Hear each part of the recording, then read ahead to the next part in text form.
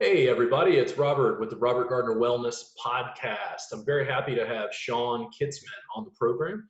Shawn, I will introduce you as a mobility coach, massage therapist, Brazilian Jiu Jitsu practitioner, but you do really, really great work, and I'll allow you to speak about what you do, but I just wanted to introduce you and tell everybody, I guess, a little bit about how you got started in massage or body work, and then also if you want to share like your social media links so they can follow Sure. Yeah. So, man, we got to go back in the Wayback Machine, like way back, man. We gotta get Doc Brown in and jump back to probably the mid '80s.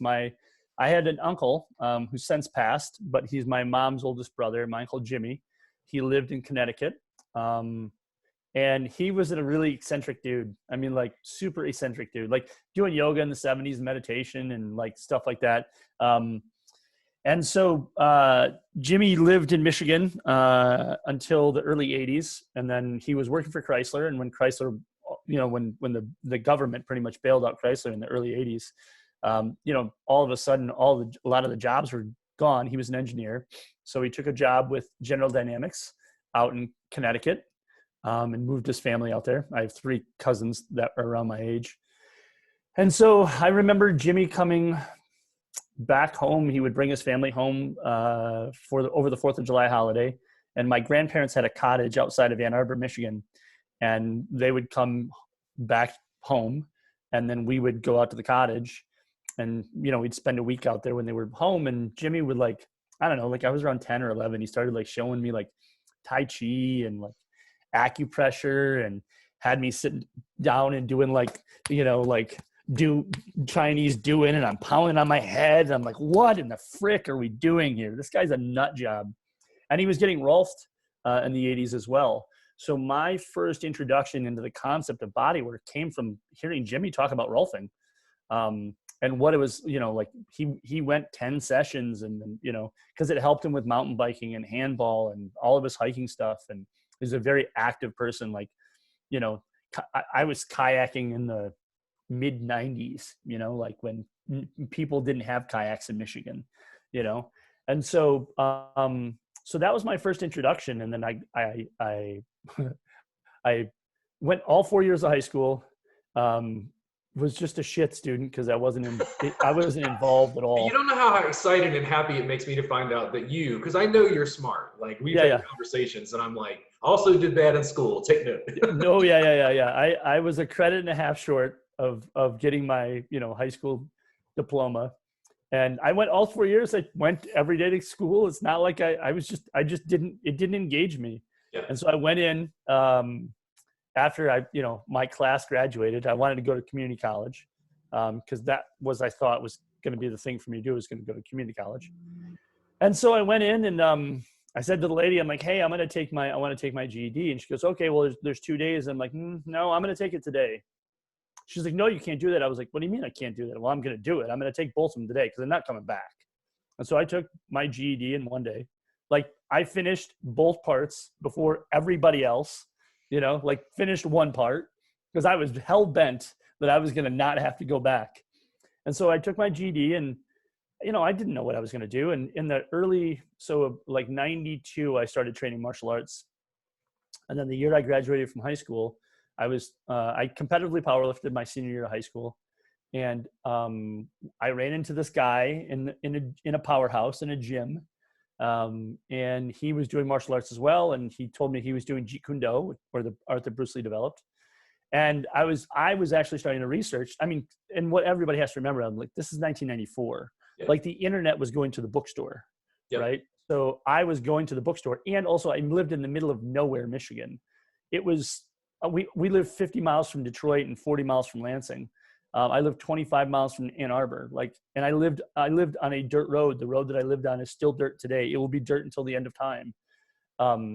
So he told me he was doing this Jeet Kune Do thing, and I was actually looking into books about Jeet Kune Do at Barnes and Noble and Borders.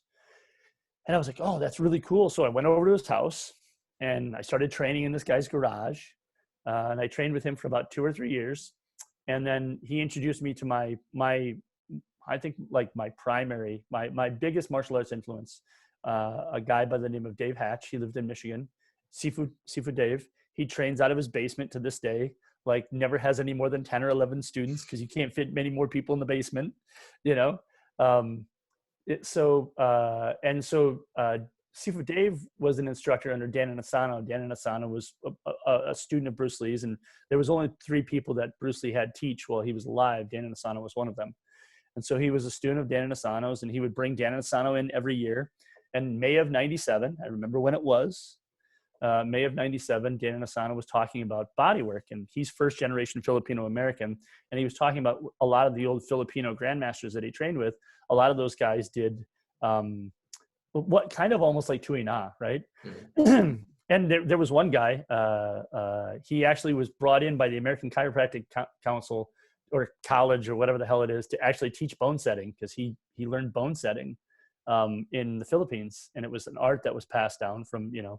And so we were sitting there in the seminar, and he said, you know, if you guys really want to understand this martial arts thing, you should probably study the healing arts. He said, you know, he was probably in his late 50s, maybe early 60s. I'm in my late 50s, early 60s, and I had a chance to learn this stuff from the guys I trained with, and I didn't, and I regret it.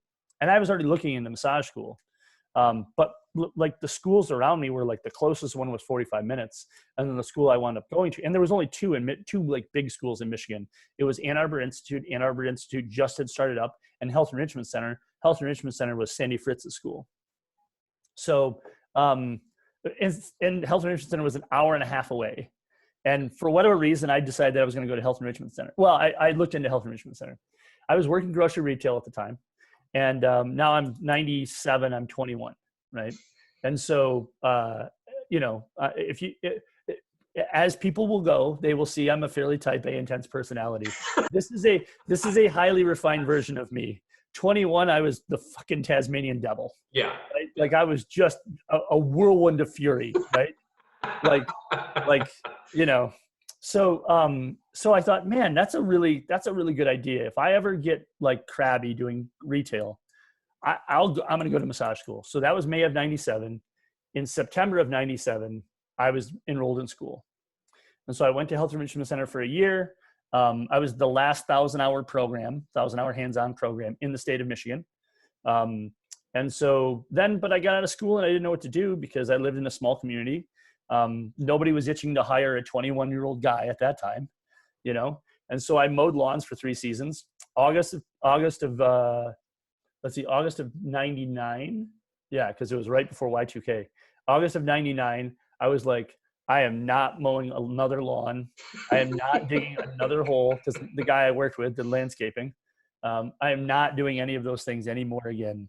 And so I found an ad for a chiropractor in the local paper, right? Cause that's how we used to do things. Right. And so I went and he hired me on the spot. I worked for him for about 9 months. And then along that time, and I was working like 36 hours a week, like 12 hours a day in this guy's practice. And this dude was just making bank off of us. Like he was billing. I'm sure that there was so much shady billing practices. That dude was raking in cash. And so, cause he wanted to see 90 to 100 patients a day, just him. Right. So he was billing 90 to 100 procedures a day. He was having us do ultrasound and stim, like shit we shouldn't be doing.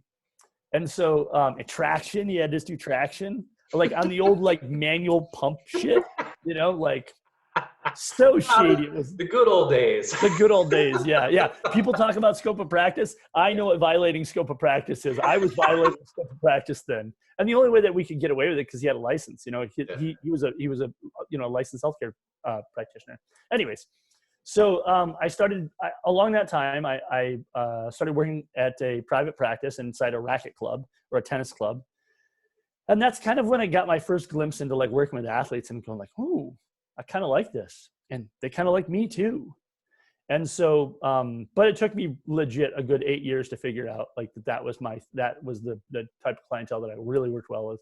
Cause I worked with a girl, she was probably 16 years old. She traveled with either a regionally competitive team or a nationally competitive team. I worked with her twice and her mom wanted her to see me a bunch. And I didn't want to see her because I was afraid that, you know, like, I don't know, something would happen and I would get sued. All the stuff that people still talk about today that doesn't really happen. Right.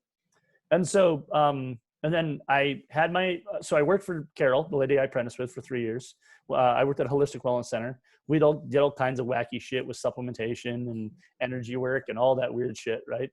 And so my ex-wife and ex-business partner and I opened up our own practice in 2003, right at the beginning of the downturn of the economy in Michigan. The town that I lived in, Brighton, Michigan, and that our practice was in, we opened up a practice downtown. And like, I'm talking like 7,000 to 10,000 people. You could literally bowl downtown at 3:00 on a Tuesday in the winter. Like we could have had like outdoor lawn bowling on Main Street, like downtown. And so, oh my God, it was craziness. And so my ex-wife and I separated and got divorced. We separated in 2007. We split our business in 2008. And then I opened up my own practice. And from 2008 to 2010, I traveled with a nationally competitive boys soccer team. I was parent paid. I wasn't club paid. So that means that every time I went and traveled with the boys, it was an audition because they would have fired me if I didn't provide good outcomes. And then in 2012, I hosted David Weinstock for neurokinetic therapy. I was the first person in the Midwest to host him. That was kind of that was like a turning point in my career because I was already working with a bunch of athletes, and that allowed me to not put people underneath sheets anymore. Yeah. And so, because with the kids that I was working with, I mean, in the town that I lived in Brighton, Michigan, in 2010, one day on a Wednesday, I had 10 of the 11 starting soccer players on my table before a district championship game. So I was working with a bunch of kids already. And that also, like during that time, I figured out that I really love to work with kids as well because I really like their energy. I like to help them figure out about their bodies and how to advocate for themselves and all the rest of those things. And then I took NKT, and that really allowed me to do that. I mean, like that's all I did. I mean, in a year and a half, I had rebooted my practice, and all I did was NKT. I didn't do anything else, and I didn't do anything else from like 2012 to like 2016, and then in 2017, I'm sorry. But in 2016, my wife's son and my wife is a nurse practitioner, nurse midwife. She got an offer we couldn't refuse. So 16 years in practice in Michigan, I closed down my practice, up and moved to Minnesota. And that's when I think you and I first started kind of bumping into each other because I was doing a lot of business coaching at the time. Instagram, yep. I'm almost positive. I don't know how it went through my feed or how they sorted that data, but I saw an Instagram video from you and I was like, this guy's going somewhere. Yeah. This was like, here's the whole realm of massage therapy, and here's Shawn over in a corner. Yeah. Yeah. So I was doing some business coaching with that because when I moved, I knew that I wanted to figure out how to take my practice in a different direction because quite honestly, my wife is kind of a rock star in the midwife community. She when they close the book, when it's all said and done, they're going to point and they're going to go, Melissa Kitzman, her. So I knew that there was a chance that we weren't going to stay we'll be in Minnesota until our son graduates from high school. But we eventually want to move back to Michigan because we just love Michigan. But I knew that I didn't want to have to restart my practice up all over again, doing that again. Right. And we're not even going to move back to the town that we lived in. We want to move up to up here, up in the kind of northwestern part of Michigan because it's gorgeous up there. And so, so I started looking at some business coaching, and I had a coaching platform for a little while, and then I took Anatomy in Motion. And Anatomy in Motion is as much of it as NKT kind of broke my game, like really exposed things for me that I was like, holy shit, this is possible. Anatomy in Motion was that next thing. I really like Gary Ward a lot. So Anatomy in Motion breaks down human motion via the gait in seven phases and 3 planes of motion. And then in 2000, so I was here, I took that in 17. I was working with a bunch of triathletes. And then in 2018, so the next summer, I had my first pitching client. And then I started to apply the Anatomy in Motion model to pitching and kind of make it specific for pitching. Yeah. And then last year I went down to Louisiana. I went down to Covington. There's a really, really, really good pitching guy down there. Brent Porcier on a Top Velocity. And I went down there and I was at the facility for 3 days with my client. And I got to look inside Brent's model a little bit. And Brent has 5 phases of pitching. which kind of mirror a little bit of anatomy and motion model. So I was able to look at it right away. I was like, oh, that's the missing piece that I don't have. Yeah. And I put a sixth phase in front of it to preload. And now, if anybody's interested in baseball or isn't interested in baseball and has insomnia and wants to fall asleep at night, they can watch my stuff called The Pitching Nerd on Instagram.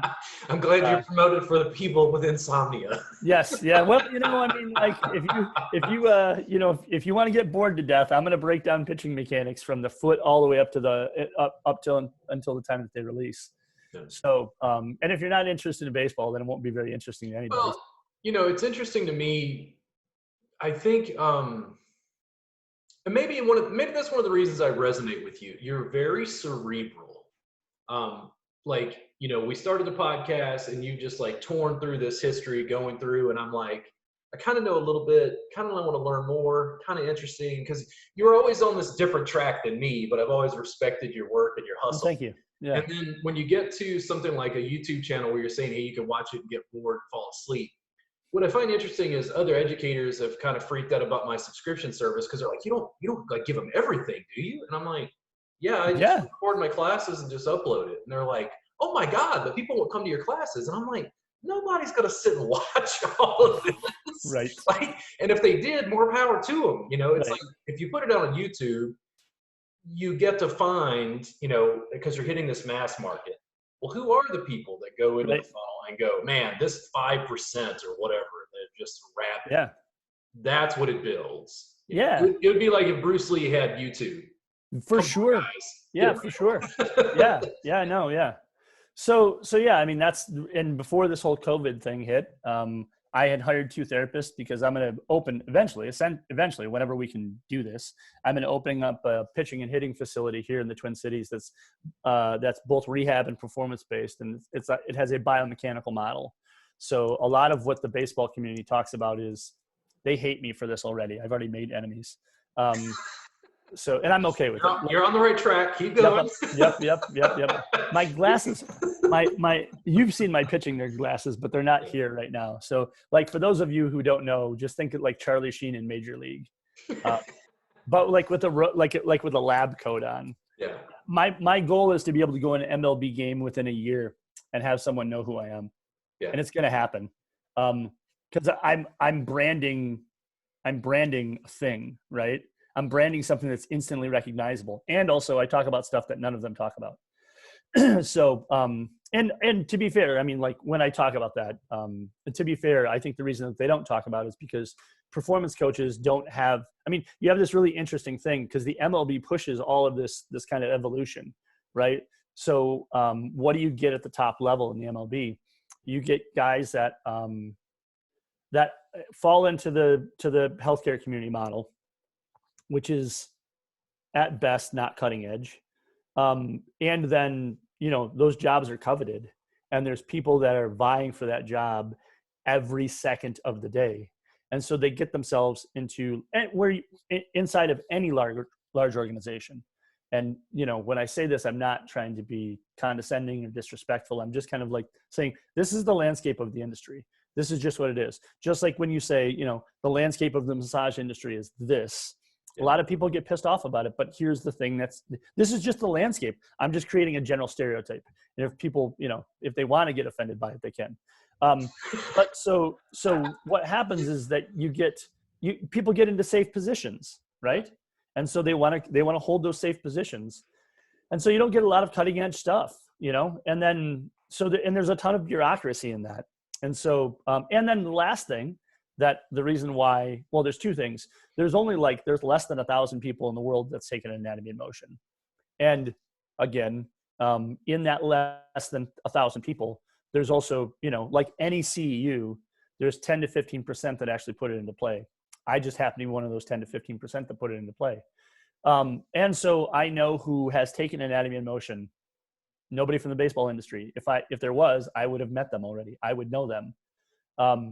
And so, the thing that they don't understand is they don't understand the foot. And I think the reason that they don't understand the foot is because they can't see it in the cleat. Yeah.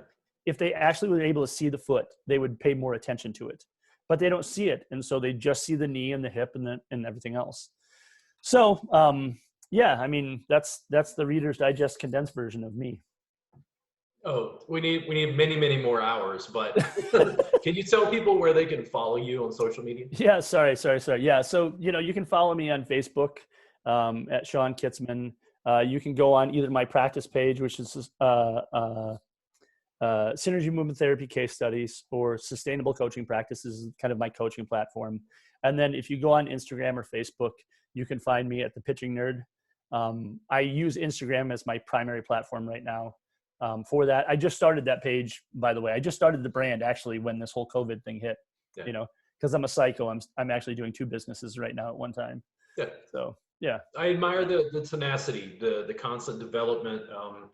In massage entrepreneurs, when the bomb dropped because of COVID, it was like you jumped on, teaching them online. And yeah, it's funny because I get questions from students, and what I've noticed with subscribers is I did a 2-hour consult last night with Misty Canella, and she talked about self-care stuff. And I don't want to use the name because I have a suspicion she's going to form a trademark around some name. Sure. Yeah. Brand she wants to build. And it kind of got into similar things like teaching people online. It was sort of like, not only do they want to do different body work, but they want to kind of build an online following and have an online, I don't know, classes or something, kind of like what I've done. Sure. It's like, well, how does Teachable work? And I'm like, it's software. It's like, it might as well be Facebook with a paywall. Like you just pay money and you get access and you upload stuff, move files around. So they're asking all these questions, and I try to just coach them as I can, because I think it's interesting as an educator where things have developed, where I try to express to all the students, I'm like, listen, you don't have to be a mini-me.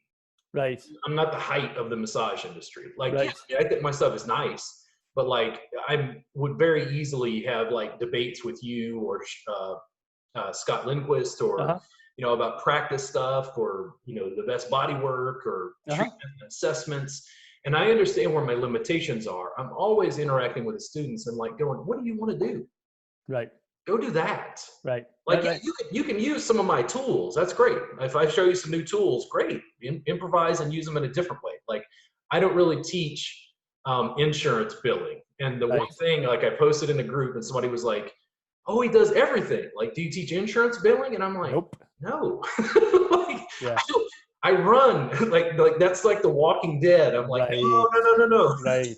Yeah, no, I agree with that 100%. Avoid insurance, go cash. Yeah. But to try to work in the industry, deal with massage entrepreneurs, deal with this nuanced, niched down audience of therapists who want to build, who want to grow, who want to develop, want to alter the landscape. Like, I really see your practice as one of those practices where in the next 10 to 20 years, what you and I have been doing will be a little more commonplace. For sure. But right now, it's like you can, comb the desert. Spaceballs comes to mind.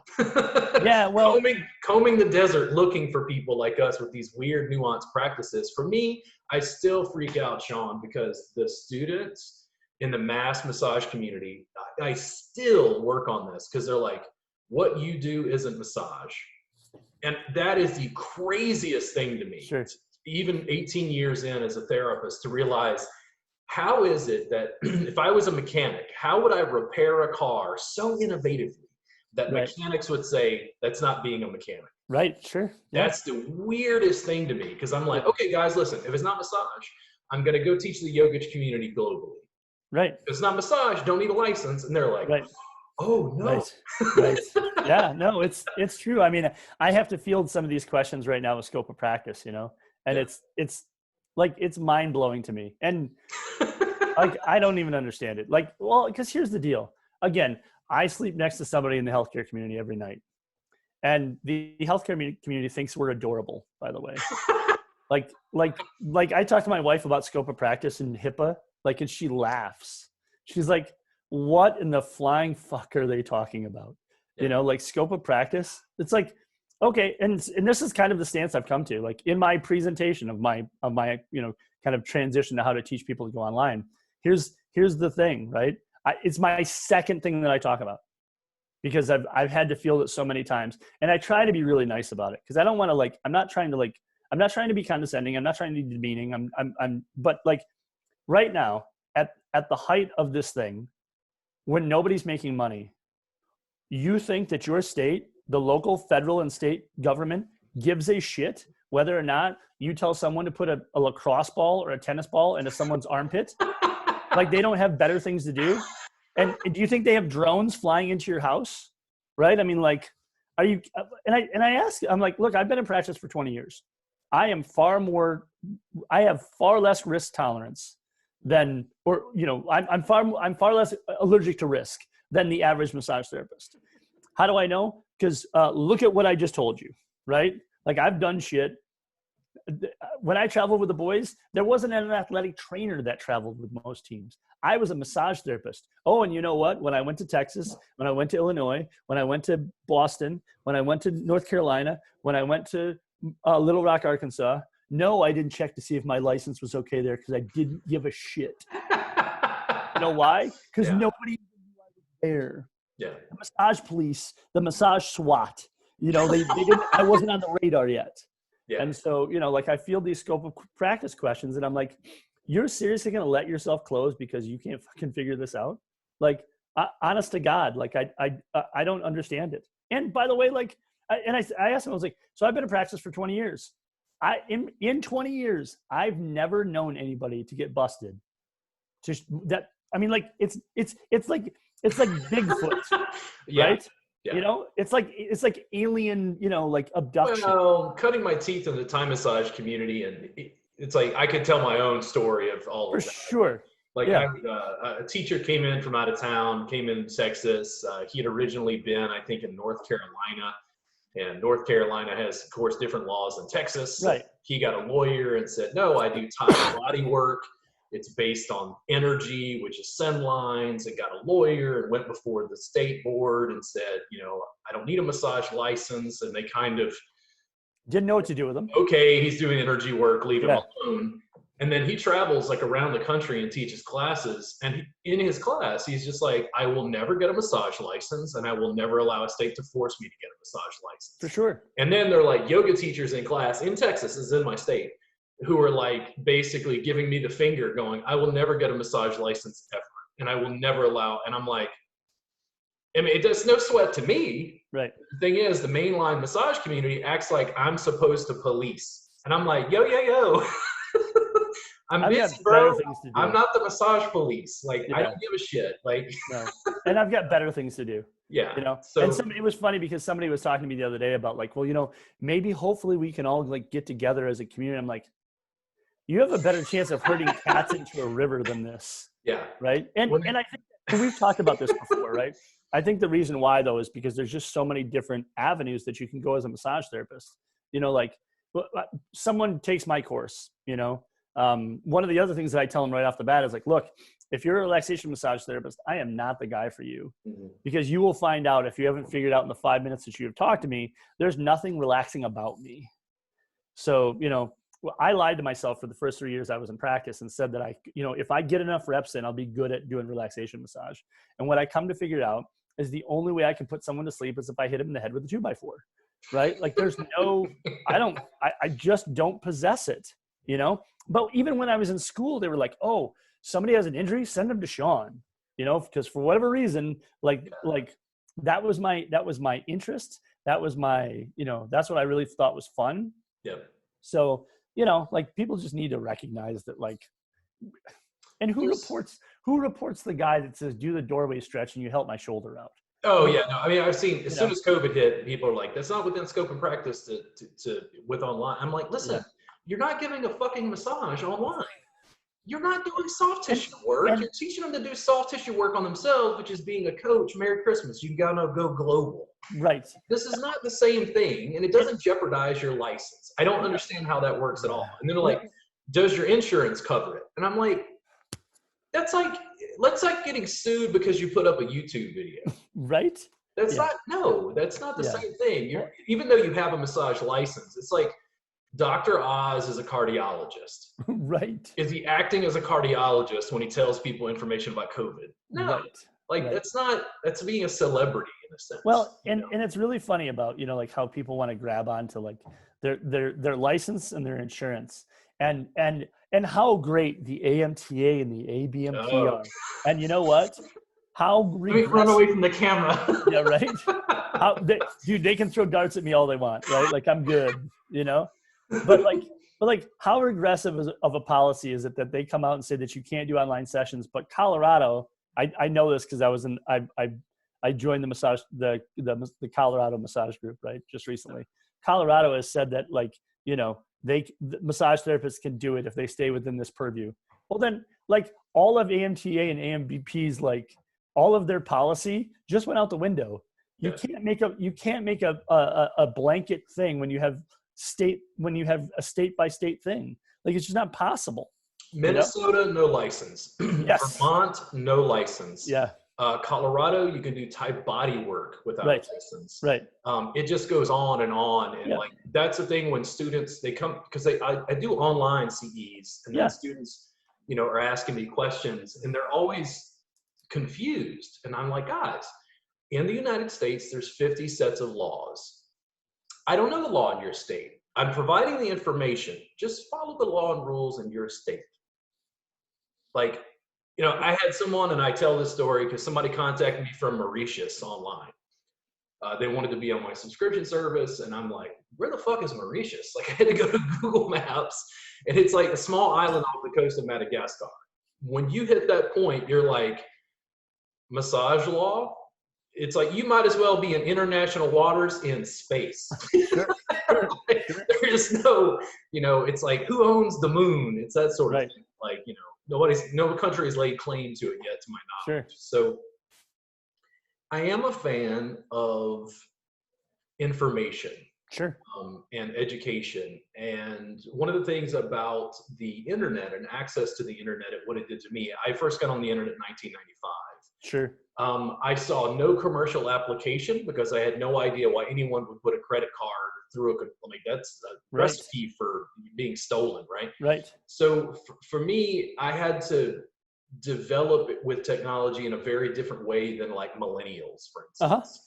But increasingly what I find is I'm sort of fighting an old guard of regulators, professional organizations, ABMP, AMTA, educators, school owners, and then these millennial students who are with me on TikTok. And I'm kind of in between trying to translate to these kids. Like, these guys worked on the goddamn yellow pages. Like, the game is different now. We have access to information. You can just write Shawn a message and he'll answer you. Write me a question and I'll answer you. Like, I'm trying to get people to write me or video message me on Snapchat or, you know, Instagram.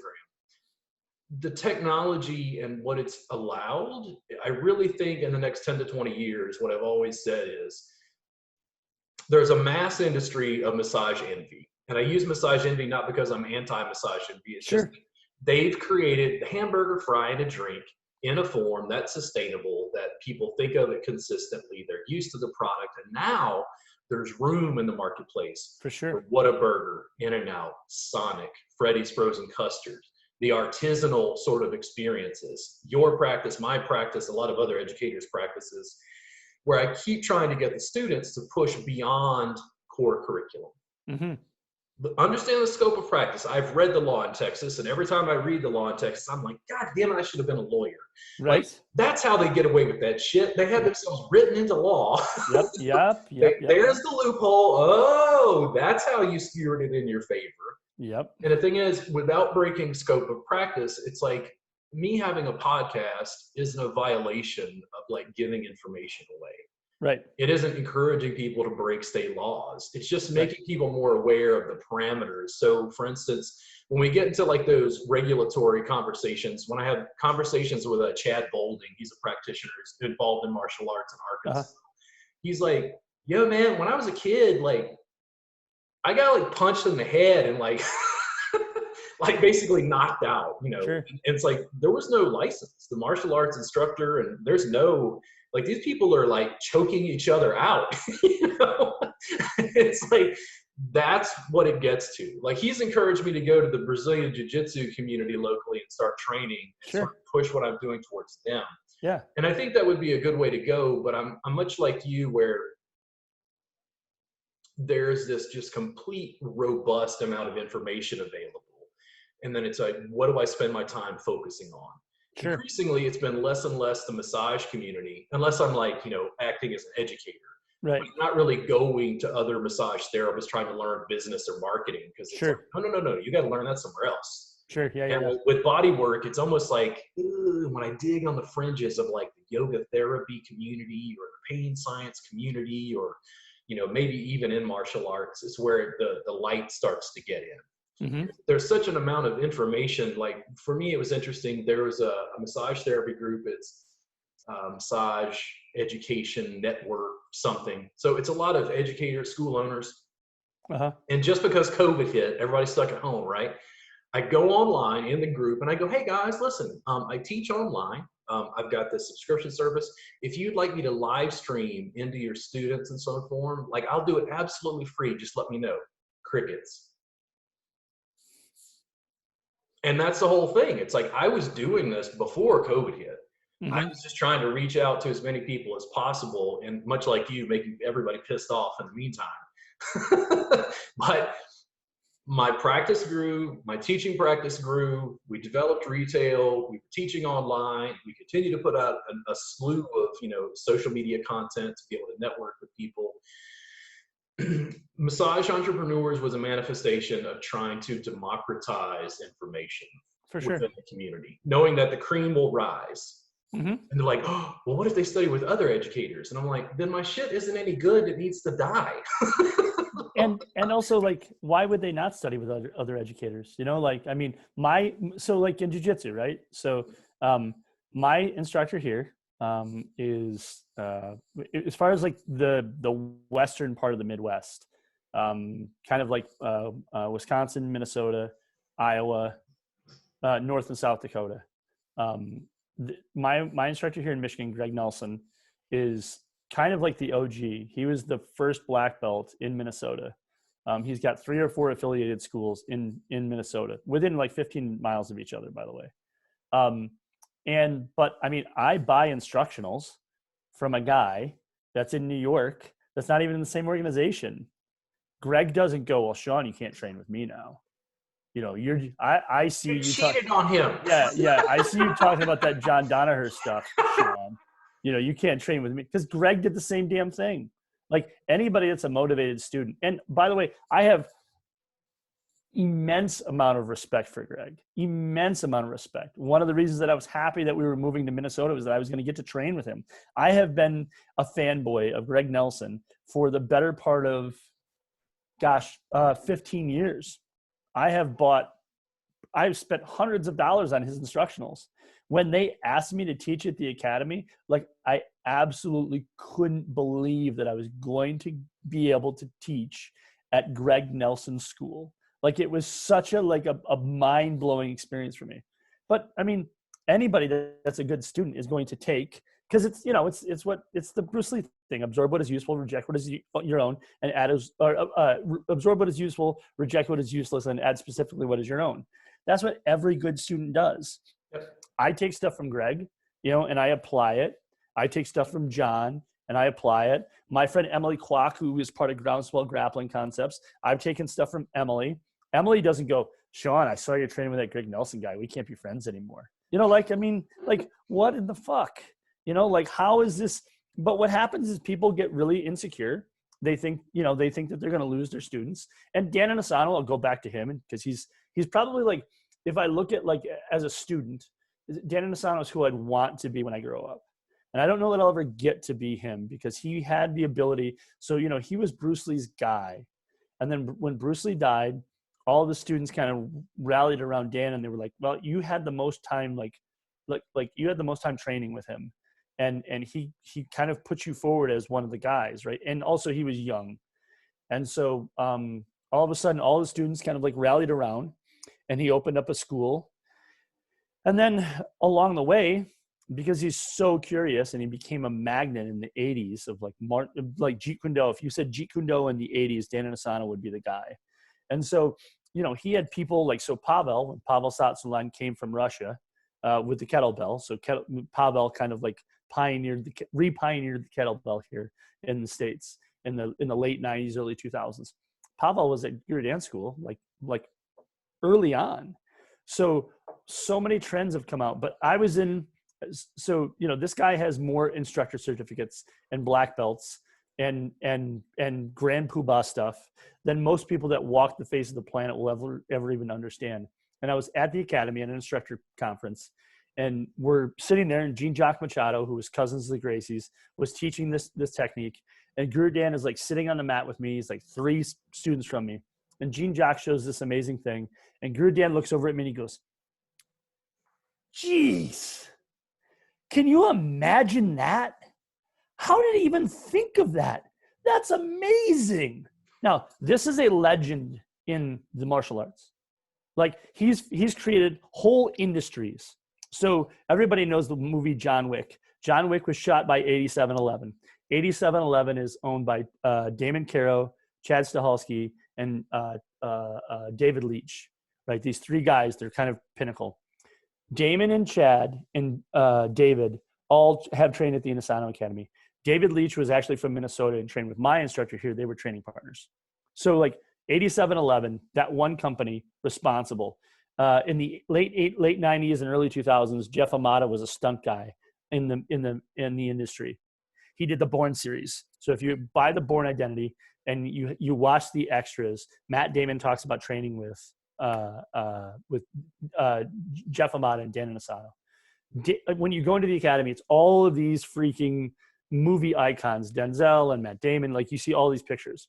That's just one industry that he's influenced. The Cowboys and the 49ers hired them in the late 70s and early 80s to come in and actually start to teach offense and defensive linemen how to get more proficient on the line and shedding blocks and things like that. There's a whole other end, the law enforcement end. Like, so this guy's he's a legend. He's created more jobs for martial artists across the world than anybody can even imagine. And this guy is sitting there going like, "Geez, did you see that? That's kind of how I think about being a student. And that's what Dan Inosanto does. Yeah. He learns from everybody. And he'll send you to everybody, So. Yeah, I'm in the midst of rebranding because our Reboot trademark set up for 3 years and it got declined, and people are immediately, they had like this weird emotional attachment to it. And I'm like, "Hello, bro, it's just a name. Like, right. Underbottom basket weaving. We'll file it later." Right. It's like, that's the least of my worries. But when the traditional Thai massage community started coming out, talking shit, he doesn't know Thai massage, and he this and he that, and I'm like, in my head, the most beautiful thing I could ever do was completely destroy Thai massage. Sure. Was to completely break the practice down into its fundamental components, according to that Bruce Lee thing you said. Yeah. And then I quoted Bruce Lee in my phase 1 workbook because I had some students who were like Brazilian Jiu-Jitsu or martial arts practitioners. They were looking at what I was doing and they're like, "Bro, you're doing like Brazilian Jiu-Jitsu, like a therapeutic form of it." Sure. Like, yeah. What? Yeah. But it started to click. And then when I would read about Bruce, I was like, oh, he's dealing with some of those same things. Oh my God. Talk about the combination between the East and the West, cultural issues, like teaching the round eye. For me, it was like, listen, if I can destroy what you're saying is thousands-year-old tradition from my garage in Texas, then it just needs to be destroyed. Like, right. I love the practice. I have a great deal of respect for it, but it's like, I don't want to be limited. Like, I'm, like people would talk about tradition, and I'm like, antibiotics weren't traditional to the Buddha. Right. Like, things change, like, I think antibiotics are good. So yeah. Well, and if you look at when they talk about, you'll hear conversations in the martial arts community about Bruce Lee and what he would be like today, or like, could he have competed in the UFC? And it's like, well, I mean, that's a really hard question to ask. First, as an athlete, he could have, like, athletically, he was that athletically gifted. And the way that that is you have enough people that were high level fighters at the time that he trained that were just like, that dude was lightning fast. Like he could, and he had a really long wingspan. What you see with athletes that are like that, where wingspan, where reach is an issue. So like in basketball and boxing, in mixed martial arts, fencing, things like that, where reach becomes like a deciding factor. like Giannis Antetokounmpo, the Greek freak that plays for the Bucks. Like that guy's like he's like a 4,000 foot wingspan, and he's also like 7'2", right? Like, so now you take or 7'1" or whatever the hell he is. There's no reason, by the way, that a human on the face of the planet should move like that at that height either. Right? But he has like this ridiculously long wingspan, right? And so, Bruce Lee he was like 5'5" or something like that, but he had the wingspan of a guy that was 6 foot. So he had, and then, like, if you look at Conor McGregor is the same way. And all those guys, Khabib, Khabib, I'll just call him Khabib because I can't pronounce his last name right now. But Khabib has a little bit of a shorter wingspan. But like Khabib's also decided, well, I'm just going to grab a hold of you and Khabib you. Like, you won't be able to get away from me. So, but like, yeah, I mean, there's this conventional thing that a lot of people, they like to hold on to. And even in the Jeet Kune Do community, right? There's like factions of people that like are ardently holding on to this traditional thing that Bruce Lee did before he died. And like, Bruce Lee would have trained Brazilian Jiu-Jitsu. Like, he would have done it. I can tell you he would have done it because he was interested in things that worked. And at the end of the day, I remember I was sitting in a seminar. Oh my God, this had to be like, I was upstairs at Chris's. So it had to be like 2007 or 2008. And Dan Inosanto said, Bruce Lee wasn't interested in the technique. He was interested in the training methodology. And I had heard that a million times, by the way, like a million times. But for whatever reason, the two dust bunnies in my head collided, and it was like, oh shit! Did you guys all hear that? And so so yeah. I mean, like the thing that people just have to wrap their brains around is that evolution happens when you start to combine multiple things. Yep. I mean, like, that's how evolution happens. And the longer you hold on to dogmatic principles, the harder and harder it is to evolve. The dogmatic principle, and this is the thing, I'll always say this. If the traditional Thai massage community continues to be angry, I've always said this, they're going to have to figure out why they're frustrated that I'm trying to relieve suffering. For sure. Right. Yes. Yeah. Why is that a problem? Yeah. Yeah. It's like, I teach sequences, workbooks, DVDs. Like, man, I took the core of what I understood biomechanically as Thai massage. Intro, table, phase 1, phase 2. It was 700 pages of sequence manuals and 9 DVDs of core content. And I was like, shit, it's not enough. So you give them a sequence, but what happens in classes, and I'll see it occasionally, is a student will they start to get it. I don't know how, it's like what it is about their neural pathways or maybe prior training or whatever. They'll kind of take what I did, but they'll do it from a different angle. Mm-hmm. Or they'll, because the thing is, I always teach, I'm not a martial artist, but I always teach from my body experience. For sure. And then I have to take someone who's 5'5", I'm 5'10". And then they're like, I can see them working in class and it doesn't quite work. And I come and say, hey, listen, let's try this version. Uh-huh. And they're like, whoa, there's more than one way to do it? And I'm like, oh, I can't really teach you my way. Right. My way is based on my own limitations and my body size. Yeah. If I'm working, I'm almost 200 pounds, 180, probably 180, 190. If I work with women who are 100 pounds, I'm like, ladies, pointy. Right. You're still stressing out your shoulder and your rotator cuff. Let's use a knee. That can be very transformative, but getting the students to break what I'm teaching. Oh, here we go. It's starting to break down on you. Is where it gets good.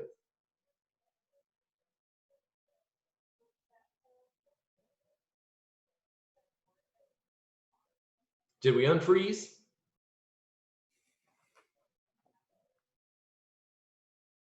Can you hear me there, Shawn?